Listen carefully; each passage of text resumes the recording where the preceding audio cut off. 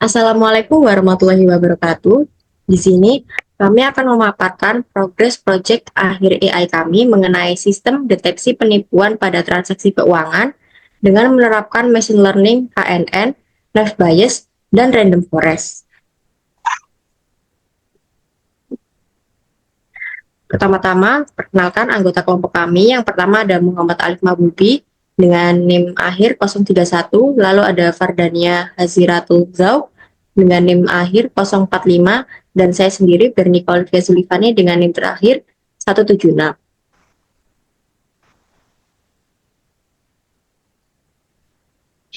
Yang pertama ada latar belakang. Masalah utamanya penipuan transaksi online semakin meningkat.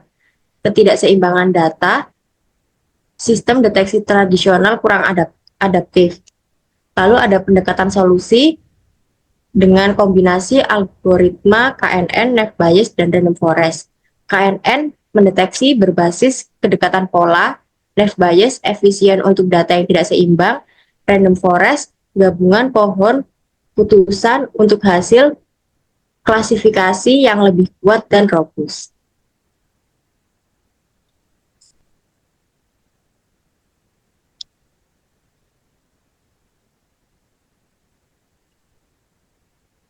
Lalu di sini ada flowchart, dimulai dari start, lalu data exploration dan checking, lalu handle meshing atau incorrect data, lalu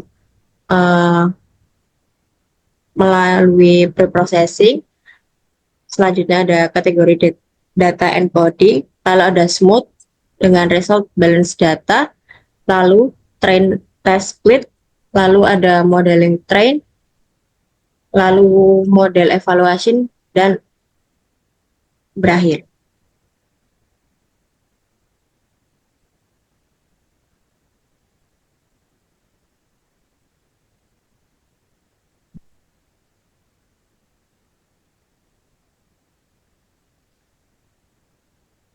Lalu di sini ada rumusan masalahnya. Yang pertama ada bagaimana meningkatkan akurasi deteksi transaksi fraud, lalu ada bagaimana menangani dataset yang tidak seimbang, dan yang terakhir ada bagaimana machine learning bekerja dalam mendeteksi transaksi penipuan.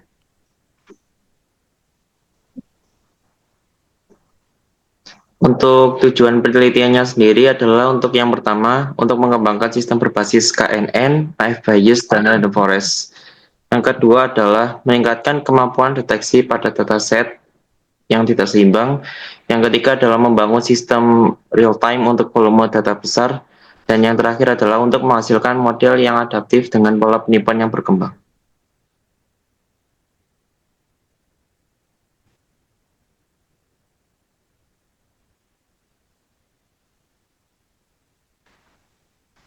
Mohon maaf, di sini bukan algoritma ya, lebih tepatnya kayak machine learning yang kita gunakan itu ada tiga, yakni KNN, Knife Bayes, dan Random Forest.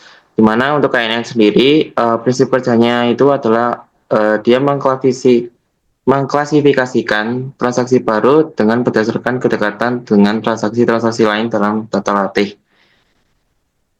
Dan yang kedua untuk prinsip kerja dari Knife Bayes sendiri, di sini machine learning ini mengklasifikasikan transaksi berdasarkan probabilitas pada suatu transaksi termasuk dalam kelas tertentu, ya ini baik penipu atau asli, dengan asumsi bahwa fitur-fitur transaksi saling berindependen. Dan yang terakhir adalah untuk random forest.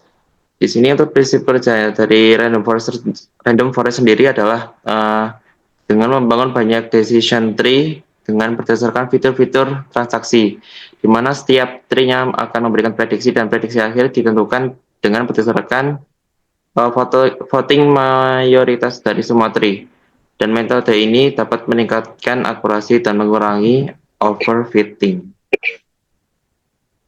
Next.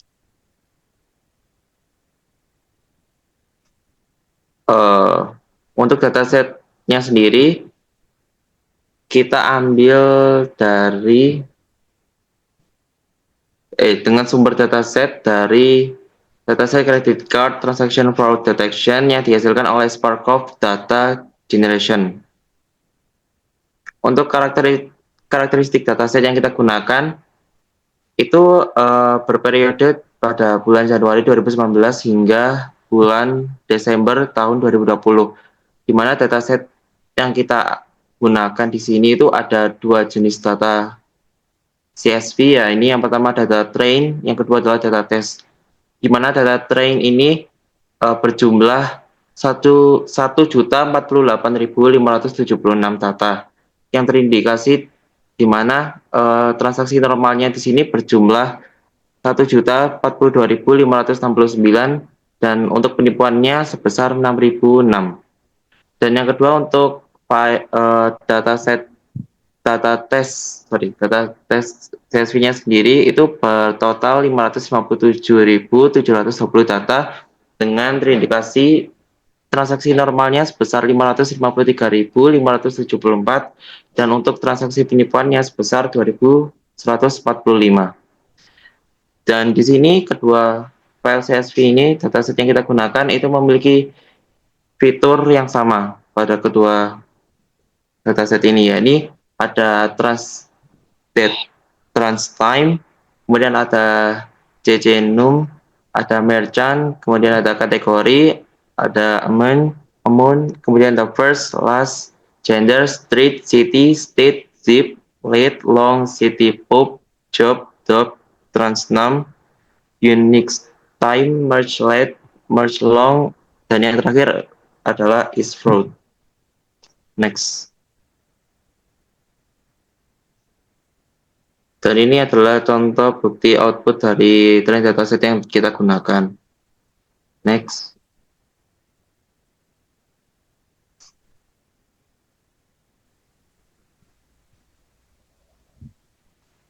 Dan ini untuk output yang tes.